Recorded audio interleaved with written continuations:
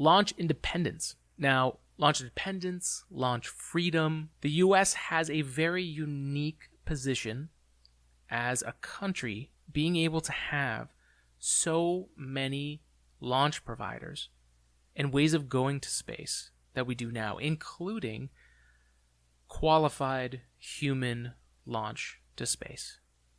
And there are not many, almost none on the planet that can do that other than Russia. And Russia was, with their Soyuz system, basically providing the only ride to space for a decade. It was the only ride for human beings to the International Space Station. They even took tourists up. I mean, it was literally the only ride. It was reliable because it had been built in the Cold War. It had had 40 years, 50 years of launching people into space and doing it successfully. So it was a system that worked, and we relied on that when we retired the shuttle, when we retired our only ability, the US's only ability to send humans into space. And then NASA spent the next 10 years redefining everything. They started going, okay, we're going to make the space launch system. We're going to go back to the moon. We need this rocket to be better and bigger than the Saturn V.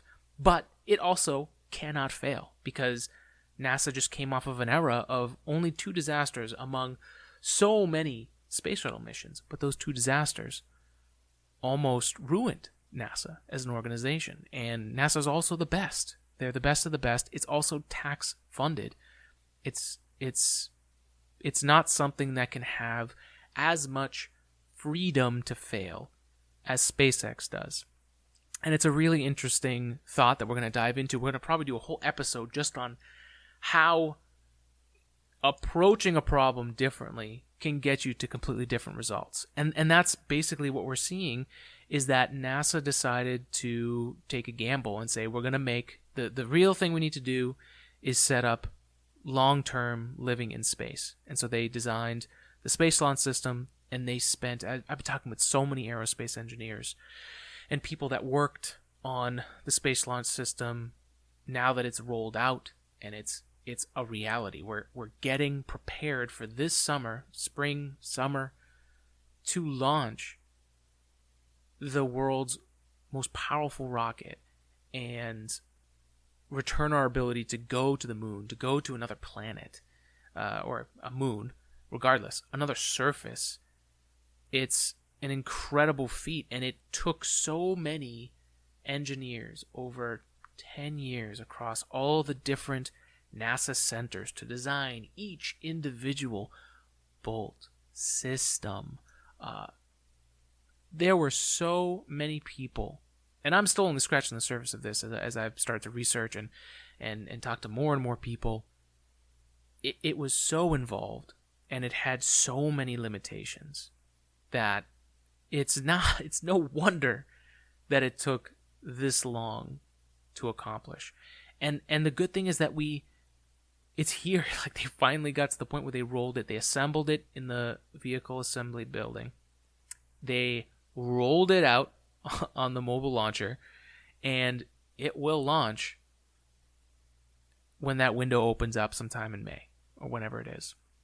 So it's going to actually get there, and it's amazing that it actually came together. I'm kind of repeating myself because I'm also thinking at the same time as an aerospace engineer going to school for this, and didn't really have the opportunity to have one of these jobs where I got to work on a piece of this rocket. I actually saw the other side of it, where the industry had closed up so much after the shuttle retired. There were so little opportunities, and rightfully so. The best of the best, the people who got the best grades, who had the best connections, they were the ones that got chosen for those gigs, and there just weren't enough of them. It's a highly specialized field, and to think what 10 years has done to get the space industry to a point where there are space startups everywhere. NASA has a whole list of launch providers, from the United Launch Alliance, SpaceX, Rocket Lab, Blue Origin, They've got their own rocket with the SLS. They have so many other providers, other companies like Agile Space and Blue Shift Aerospace in Maine. You've got all these companies and that's only a few. That's only some of the companies that are out there developing this. We're in such a different place than we were 10 years ago, and so much of this is because of the investment for launch independence. For us to have the freedom to continue a space program, even if the international partnerships fail,